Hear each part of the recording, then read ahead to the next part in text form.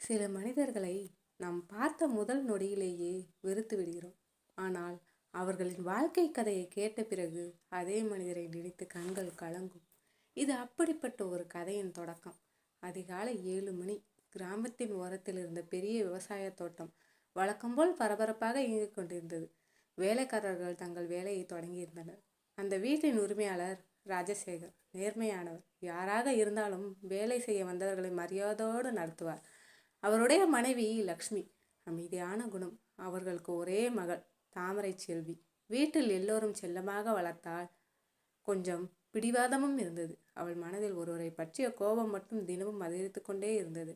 அந்த புதிய வேலைக்காரன் தமிழ் சில நாட்களுக்கு முன் தான் அந்த தோட்டத்தில் வேலைக்கு சேர்ந்திருந்தான். அவன் அதிகம் பேச மாட்டான், யாரிடமும் தேவையில்லாமல் பழக மாட்டான். வேலை மட்டுமே அவனுக்கு முக்கியம். ஆனால் அவனுடைய அந்த அமைதியை தாமரை செல்விக்கு பிடிக்கவில்லை. இவன் எதுக்கு எப்போதும் இப்படி முகம் சுழிச்சுக்கிட்டு இருக்கான், யாரையுமே மதிக்கிற மாதிரி தெரியல என்று அவள் மனதிற்குள் நினைத்து கொண்டிருந்தாள். ஒரு நாள் காலை அம்மா சமையலறையில் காலை உணவு செய்து கொண்டிருந்தார். அப்போது கோபமாக உள்ளே வந்த தாமரை செல்வி, மாம், எனக்கு அப்பா வேலைக்கு வைத்திருக்கிற அந்த பையனை சுத்தமாக பிடிக்கலை. அவரை இங்கே வேலைக்கு வைக்காதீங்கன்னு அப்பா கிட்ட சொல்லுங்க என்று சற்று சத்தமாகவே கூறினார். லக்ஷ்மி அமைதியாகவே பதிலளித்தார். அப்பாவோட வேலை விஷயத்துல நான் தலையிட மாட்டேன். உனக்கு ஏதாவது சொல்லணும்னா நீயே அப்பாவிடம் பேசிக்கோ. அந்த பதில் தாமரை செல்விக்கு இன்னும் எரிச்சலை ஏற்படுத்தியது. அந்த நேரத்தில் ராஜசேகர் வெளியே இருந்து, லக்ஷ்மி, தமிழுக்கு ஒரு டீ அனுப்புங்க என்று சொல்லிவிட்டு வேறு வேலைக்காக சென்றார். லக்ஷ்மி டீ தயார் செய்து, செல்வி, இதை கொண்டு போய் கொடுத்துட்டு வா என்று சொன்னார். என்னால் முடியாது, வள்ளி இருந்தா அவளை கொடுக்க சொல்லுங்க என்று முகம் சுளித்தார். இன்று வள்ளி வரல, எனக்கு மருத்துவமனைக்கு போகணும், வம்பு பண்ணாமல் கொண்டு போ என்று சற்று கடுமையாக கூறினார். வேறு வழி இல்லாமல் டீ கப்பை எடுத்துக்கொண்டு சென்றார். தமிழ் அப்போது தனியாக ஒரு அறையில் பழைய கணக்கு புத்தகங்களை ஒழுங்குபடுத்தி கொண்டிருந்தான். தாமரை செல்வி உள்ளே வந்து ஒரு வார்த்தையும் பேசாமல் டீ கப்பை அவன் முன் வைத்தாள். தமிழ் தலையை உயர்த்தி பார்த்தான். அவளுடைய முகத்தில் இருந்த கோபம் அவனுக்கு புரிந்தது. ஆனால் அவன் சிரித்தான். நன்றி என்று அமைதியாக கூறினான். அவள் திரும்பி சொல்ல முயன்றாள். ஒரு நிமிஷம் என்று தமிழ் அழைத்தான். அவள் திரும்பி என்ன என்று கேட்டாள். தமிழ் சில நொடிகள் அமைதியாக இருந்தான். பிறகு மெதுவாக பேச ஆரம்பித்தான். நான் நேற்று உங்கள் அம்மாவிடம் கொஞ்சம் கடுமையாக பேசிட்டேன், அதுக்கு மன்னிச்சுக்கோங்க. அவள் ஒன்றும் பேசவில்லை. அவன் தொடர்ந்தான். உங்களுக்கு அம்மா இருக்காங்க, அதனால் அவர்களோட அக்கறை சாதாரணமாக தோணும். ஆனால் எங்களுக்கு அப்படி பார்த்து கொள்ள யாருமே இல்லை. அந்த வார்த்தைகளை சொல்லும்போது அவன் குரல் சற்று குலுங்கியது. சில நேரம் யாராவது ஒரு டீ குடிச்சிங்களா, சாப்பிட்டீங்களா அப்படின்னு கேட்டாலே போதும், அதுக்காகவே ஏங்குறவங்களும் இருக்காங்க. தாமரை செல்வியின் முகம் மாற ஆரம்பித்தது. அவன் கண்களில் இருந்த சோகத்தை அவள் முதல் முறையாக கவனித்தாள். தமிழ் மீண்டும் சொன்னான், உங்கள் வாழ்க்கையில் அந்த குறை இல்லை, அதனால் என் வார்த்தை புரியாமல் போயிருக்கும், பரவாயில்லை. இனிமேல் உங்கள் விஷயத்தில் நான் தலையிட மாட்டேன் என்று கூறிவிட்டு வெளியே நடந்தான். அவன் சென்ற பிறகும் அவனுடைய அந்த ஒரு வரி மட்டும் அவள் மனதில் தொடர்ந்து ஒலித்து கொண்டே இருந்தது. எங்களுக்கு அக்கறை காட்ட யாருமே இல்லை. அந்த வார்த்தை ஏன் அவ்வளவு வலியாக இருந்தது? தமிழின் வாழ்க்கையில் என்ன நடந்தது? அவன் ஏன் இவ்வளவு அமைதியாக இருக்கிறான்? ஏன் யாரிடம் நெருங்கி பழகுவதில்லை? இந்த கேள்விகள் அனைத்தும் தாமரை செல்வியின் மனதை ஆக்கிரமித்தன. அந்த மாலை தோட்டத்தில் வேலை முடிந்து அனைவரும் வீட்டிற்கு திரும்பி கொண்டிருந்தனர். தமிழ் மட்டும் இன்னும் வேலை செய்து கொண்டிருந்தான். தொலைவில் இருந்து அவனை பார்த்த தாமரை செல்வி, இவன் உண்மையிலேயே இப்படித்தானா, இல்லை இதுக்கு பின்னாடி ஏதாவது காரணம் இருக்குமா என்று முதன்முறையாக யோசிக்க ஆரம்பித்தாள். அவள் அறியாமல் அந்த கேள்விக்கான பதில் அவளுடைய வாழ்க்கையே மாற்றப் போகிறது. அடுத்த நாள் காலை தமிழ் தனது பழைய கிழிந்த பையை திறந்தபோது அதிலிருந்து ஒரு சிறிய குழந்தையின் புகைப்படம் கீழே விழுகிறது. அதை பார்த்த தாமரை செல்வி அதிர்ச்சியில் உறைந்து நிற்கிறாள். அந்த குழந்தை யார்? தமிழின் கடந்த காலத்தில் என்ன ரகசியம் மறைந்திருக்கிறது? அதை அறிந்த பிறகு தாமரை செல்வியின் வாழ்க்கை எப்படி மாறப்போகிறது? ஒரு புகைப்படம் சில நேரங்களில் 1000 வார்த்தைகளை விட அதிகமாக பேசிவிடும். தமிழின் பையில் இருந்து கீழே விழுந்த அந்த சிறிய குழந்தையின் புகைப்படம் தாமரை செல்வியின் மனதில் 100 கேள்விகளை எழுப்பியது. இந்த குழந்தை யார்? தமிழுக்கு குழந்தையா, அவருக்கு திருமணம் ஆகிவிட்டதா என்று எண்ணிக்கொண்டே நின்றாள். தமிழ் வேகமாக அந்த புகைப்படத்தை எடுத்து ஒரு நொடி கண்களை மூடினான். அவன் கண்களில் சொல்ல முடியாத ஏக்கம் தெரிந்தது. அதை பார்த்த தாமரை செல்வியின் கோபம் சிறிது சிறிதாக குறைய தொடங்கியது. அன்று முழுவதும் தமிழ் யாரிடமும் அதிகம் பேசவில்லை. எப்போதும் போல வேலை மட்டுமே பார்த்தான். ஆனால் அவன் அடிக்கடி சட்டைப்பையில் இருந்த புகைப்படத்தை எடுத்து அமைதியாக பார்த்து கொண்டிருப்பதை தாமரை செல்வி கவனித்தாள். யாராக இருக்கும் என்ற ஆர்வம் அதிகரித்தது. மாலை நேரம். ராஜசேகர் தோட்டத்தை சுற்றி பார்த்து கொண்டிருந்தார். தமிழை அழைத்தார். தமிழ், இந்த மாத சம்பளத்தை வாங்கிக்கோ. தமிழ் சிரித்தபடி கவரை வாங்கினான். அதை திறக்கவே இல்லை. நேராக சட்டை பைக்குள் வைத்து கொண்டான். அதை பார்த்த ராஜசேகர் கேட்டார், எண்ணி பார்க்கலையா? தமிழ் மெதுவாக சிரித்தான். நீங்க கொடுக்கறதுல தவறு இருக்காது ஐயா. அந்த ஒரு பதில் ராஜசேகரின் மனதை நெகிழ வைத்தது. தொலைவில் நின்ற தாமரை செல்வியும் அதை கேட்டார். அடுத்த நாள் வீட்டின் முன் ஒரு வயதான மூதாட்டி வந்தார். அவரது கையில் மருந்து சீட்டு. அவர் பதற்றமாக இருந்தார். தமிழ் தம்பி இருக்காரா என்று கேட்டார். தமிழ் உடனே ஓடி வந்தார். என்ன பாட்டி, மருந்து வாங்க பணம் போதலப்பா என்று தயக்கத்துடன் சொன்னார். ஒரு நொடியும் யோசிக்காமல் தமிழ் நேற்று வாங்கிய சம்பள கவரை முழுவதுமாக அவரிடம் கொடுத்தான். முதல்ல மருந்து வாங்குங்க என்றான். பாட்டி கண்ணீர் மல்க ஆசீர்வதித்தார். இதையெல்லாம் ஜன்னல் வழியாக பார்த்து கொண்டிருந்தாள் தாமரை செல்வி. அவளுக்கு அதிர்ச்சி. தன்னோட சம்பளம் எல்லாம் கொடுத்துட்டாரே. அன்றிரவு தாமரை செல்விக்கு தூக்கம் வரவில்லை. அவளுடைய மனதில் ஒரே ஒரு கேள்வி, இவர் உண்மையிலேயே யார்? அடுத்த நாள் அவள் தோட்டத்தின் கணக்கு பதிவுகளை பார்க்கும் காரணம் சொல்லி அலுவலக அறைக்குள் சென்றாள். தமிழ் அங்கே இல்லை. மேசையின் மேல் ஒரு பழைய குறிப்பேடு இருந்தது. அதை எடுக்க போனாள். அப்போது பின்னால் இருந்து தமிழ் குரல், அது என் டைரி. அவள் திடுக்கிட்டாள். சாரி என்று வைத்துவிட்டு வெளியே வந்தாள். தமிழ் எதுவும் சொல்லவில்லை. ஆனால் அந்த டைரியை மெதுவாக மார்போடு அணைத்து கொண்டான். சில நாட்கள் கடந்தன. ஒரு நாள் மதியம் திடீரென மழை பெய்ய தொடங்கியது. வேலைக்காரர்கள் எல்லாரும் ஓடி குடிசைக்குள் சென்றனர். தமிழ் மட்டும் மழையில் நின்றபடி மரக்கன்றுகளை பாதுகாத்து கொண்டிருந்தான். தமிழ், உள்ளே வாங்க என்று பலரும் கூப்பிட்டார்கள். ஆனால் அவன் வரவில்லை. அந்த மரக்கன்றுகள் நாசமாகி விடக்கூடாது என்பதற்காக மழையில் நனைந்தபடியே வேலை செய்தான். அதை பார்த்த ராஜசேகர், இப்படி உழைக்கும் மனிதரை நான் பார்த்ததே இல்லை என்று மனதிற்குள் நினைத்தார். அன்றிரவு ராஜசேகர் லக்ஷ்மியிடம் பேசி கொண்டிருந்தார். தமிழ் மாதிரி நேர்மையான பையன் அரிது. அதை தாமரை செல்வி கேட்டு கொண்டிருந்தாள். அப்போது அவள் கேட்டாள், அப்பா, அவரை பற்றி உங்களுக்கு என்ன தெரியும்? ராஜசேகர் சிறிது அமைதியாக இருந்தார். அவரை பற்றி அதிகம் தெரியாது. ஆனால் ஒரு விஷயம் மட்டும் தெரியும். அவர் இந்த வேலைக்காக வரல. அப்படின்னா யாரையோ தேடிக்கிட்டு இந்த ஊருக்கு வந்திருக்கிறார். இந்த வார்த்தை தாமரை செல்வி இன்னும் குழப்பியது. அடுத்த நாள் காலை தமிழ் தோட்டத்துக்கு பக்கத்தில் இருந்த பழைய ஆலமரத்தடியில் அமர்ந்திருந்தான். கையில் அந்த குழந்தையின் புகைப்படம். அவன் மெதுவாக பேசினான். நான் உன்னை கண்டிப்பா கண்டுபிடிப்பேன். தாமரை செல்வி அதை கேட்டு விட்டாள். அவள் அருகில் சென்றாள். யாரை தேடுறீங்க? தமிழ் உடனே புகைப்படத்தை மறைத்தான். யாரையும் இல்லை. பொய். தமிழ் அமைதியாக இருந்தான். சில நிமிடங்கள் கழித்து, ஒரு நாள் எல்லாம் சொல்றேன் என்றான். அன்று இரவு தமிழ் தூங்கி கொண்டிருந்த அறைக்குள் காற்றால் ஒரு பழைய கோப்பு கீழே விழுந்தது. அதை எடுக்கச் சென்ற தாமரை செல்வி அந்த கோப்புக்குள் இருந்த ஒரு ஆவணத்தை பார்த்து அதிர்ச்சியில் விழுந்தாள். அதில் எழுதப்பட்டிருந்த பெயர் ராஜசேகர். அதுக்கு கீழே சட்டப்படி பாதுகாவலர். தமிழின் கோப்பில் ஏன் தன்னுடைய அப்பாவின் பெயர் இருந்தது? தமிழுக்கும் ராஜசேகருக்கும் என்ன தொடர்பு? தமிழ் இந்த வீட்டுக்கு வேலைக்காக வந்தாரா, அல்லது பல வருடங்களாக மறைந்திருக்கும் ஒரு உண்மையை வெளிச்சத்துக்கு கொண்டு வர வந்தாரா? தாமரை செல்வி கையில் அந்த ஆவணத்துடன் உறைந்து நிற்கிறாள்.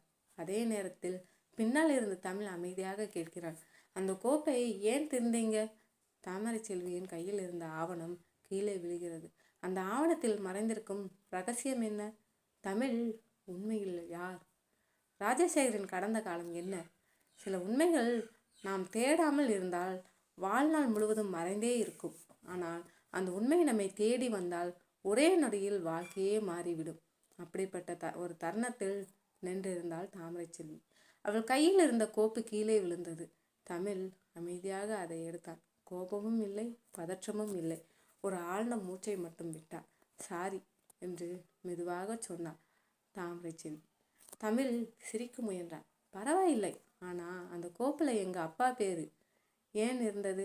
சில நொடிகள் அமைதி. பிறகு தமிழ் மெதுவாக சொன்னான். அதுக்கான பதில் சொல்ல வேண்டிய நேரம் இன்னும் வரல. அவன் மீண்டும் கோப்பை மூடி வைத்து விட்டான்.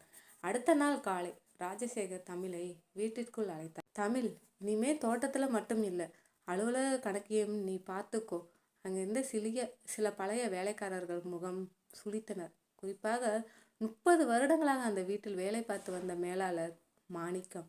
அவருக்கு இது பிடிக்கவில்லை. நேற்று வந்தவன் இவ்வளவு சீக்கிரமா முதலாளியோட நம்பிக்கையை வாங்கிட்டானே என்று உள்ளுக்குள் எரிந்தார். மாணிக்கம் தனியாக தமிழை சந்தித்தார். ரொம்ப நல்லவன் மாதிரி நடிக்காதே. தமிழ் அமைதியாக பார்த்தான். எனக்கு நடிக்க தெரியாது அண்ணா. இந்த வீட்டில் யாரையும் ஏமாற்ற முடியாது. தமிழ் சிரித்தான். நான் யாரையும் ஏமாற்ற வரல. அந்த ஒரு பதில் மாணிக்கத்தை இன்னும் கோபப்படுத்தியது. அன்று இரவு தாமரை செல்வி தூங்க முடியாமல் மாடியில் நடந்து கொண்டிருந்தாள். தமிழின் வார்த்தைகள், அந்த கோப்பு, குழந்தையின் புகைப்படம் எல்லாமே அவளை குழப்பின. அப்போது கீழே தோட்டத்தில் யாரோ பேசும் சத்தம் கேட்டது. மறைந்து பார்த்தாள். மாணிக்கம் ஃபோனில் பேசி கொண்டிருந்தாள். இவன் இங்கே நீண்ட நாள் இருக்கக்கூடாது, இல்லைனா பழைய விஷயம் எல்லாம் வெளியே வந்துடும். இந்த வார்த்தை மட்டும் தாமரை செல்வியின் காதில் தெளிவாக விழுந்தது. அடுத்த நாள் தாமரை செல்வி முதன்முறையாக தமிழிடம் தானாக பேச வந்தாள். உங்களுக்கு காஃபி? தமிழ் ஆச்சரியப்பட்டான். எனக்கா? ஆமாம். அவன் வாங்கி கொண்டான். தேங்க்ஸ். சில நிமிட அமைதிக்கு பிறகு, நேற்று ராத்திரி மாணிக்கம் யாரோட பேசுறதை கேட்டேன். தமிழின் முகம் சற்றே மறையுது. என்ன பேசினார்? உங்களை பற்றி. தமிழ் எதுவும் சொல்லவில்லை. ஆனால் அவன் முகத்தில் இருந்த அமைதி மெதுவாக மறைந்தது. அன்று மாலை ராஜசேகர் பழைய ஆவணங்களை தேடிக்கொண்டிருந்தார். ஒரு முக்கியமான நிலப்பத்திரம் காணவில்லை. வீட்டில் சிறிய பரபரப்பு. மாணிக்கம் உடனே சொன்னார். நேற்று அலுவலகத்தில் தமிழ் மட்டும் இருந்தாள். அனைவரின் பார்வையும் தமிழின் மீது திரும்பியது. தமிழ் அமைதியாக நின்றான். நான் எடுக்கல, அவ்வளவுதான் சொன்னான். ஆனால் சந்தேகம் ஆரம்பமாகிவிட்டது. தாமரை செல்விக்கு தமிழ் மேல் நம்பிக்கை வந்திருந்தது. அவள் நேராக சொன்னாள். அப்பா, இவர் அப்படி செய்ய மாட்டார். ராஜசேகர் குழப்பமடைந்தார். ஆனால் பத்திரம் எங்கே போச்சு? வீடு முழுவதும் தேடப்பட்டது, கிடைக்கவில்லை. அன்றிரவு தமிழ் தனியாக அலுவலகத்தை மீண்டும் சோதித்து கொண்டிருந்தார். ஒரு பழைய அலைமாரியின் பின்னால் ஒரு கிழிந்த காகித துண்டு கிடைத்தது. அதில் அதே நிலப்பத்திரத்தின் எண்ணின் ஒரு பகுதி. தமிழ் சுற்றி பார்த்தான். யாரோ திட்டமிட்டு இதை மறைத்திருக்கிறார்கள் என்று அவனுக்கு புரிந்தது. மறுநாள் காலை தாமரை செல்வி தோட்டத்தில் நடந்து கொண்டிருந்தாள். அப்போது வயதான காவலாளி ராமையா அவளிடம் சொன்னார். அம்மா, இந்த வீட்டுக்கு தமிழ் முதல் தடவையா வரல. அவள் அதிர்ச்சி அடைந்தாள். என்ன சொல்றீங்க? பல வருடத்துக்கு முன்னாடி சின்ன பையனா ஒரு தடவை வந்திருக்கான். அதுக்கப்புறம் நான் அவனை பார்க்கல. இந்த வார்த்தைகள் அவளை உறைய வைத்தன. அன்று மாலை தாமரை செல்வி நேராக தமிழிடம் சென்றார். நீங்கள் இந்த வீட்டுக்கு முன்னாடியே வந்திருக்கீங்களா? தமிழ் சில நொடிகள் அமைதியாக இருந்தான். பிறகு மெதுவாக தலையசைத்தான். ஆமாம். எப்போ? 15 வருடத்துக்கு முன்னாடி. ஏன்? தமிழ் ஆழமாக மூச்சை இழுத்தான். அந்த நாளை நான் மறக்கவே முடியாது. அவன் சட்டை பையிலிருந்து அந்த குழந்தையின் புகைப்படத்தை எடுத்தான்.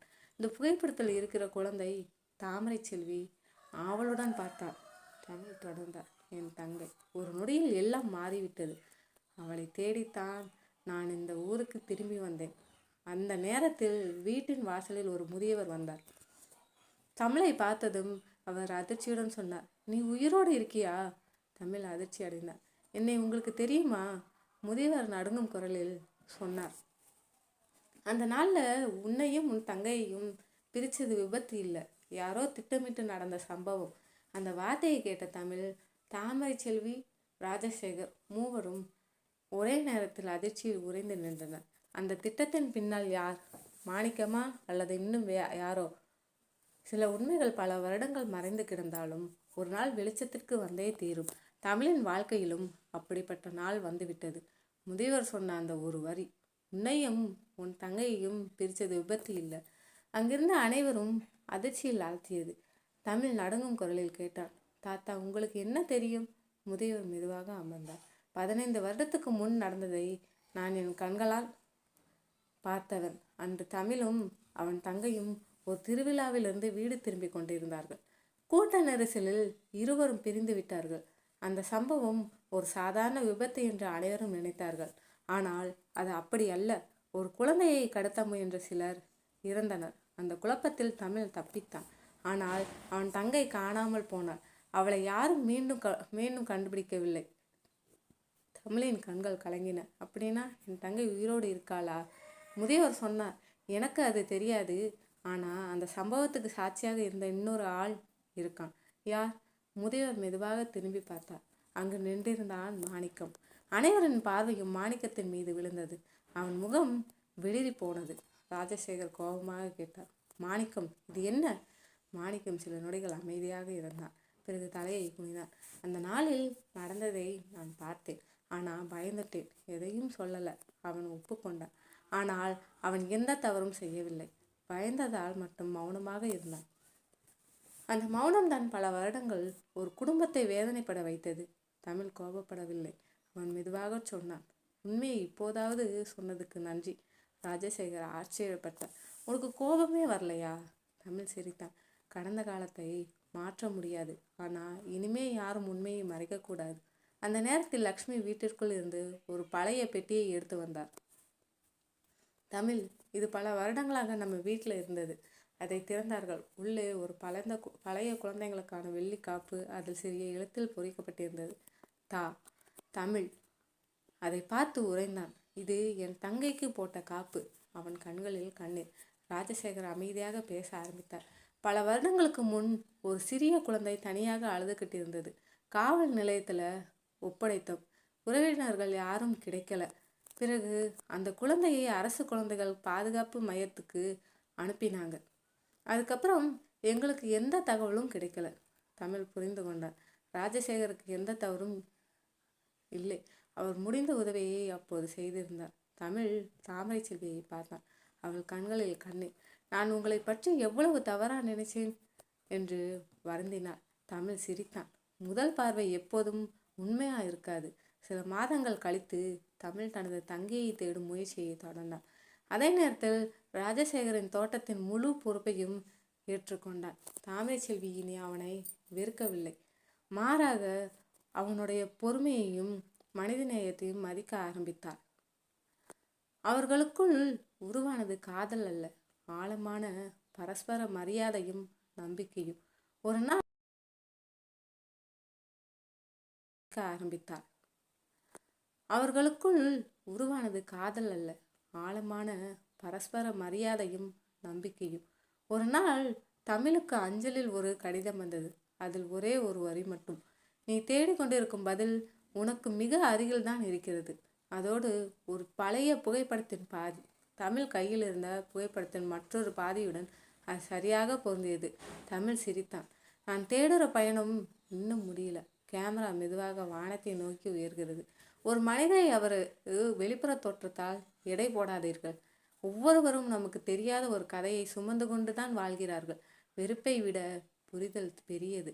தீர்ப்பை விட மனிதநேயம் உயர்ந்தது. சப்ஸ்கிரைப் செய்யுங்கள், லைக் செய்யுங்கள்.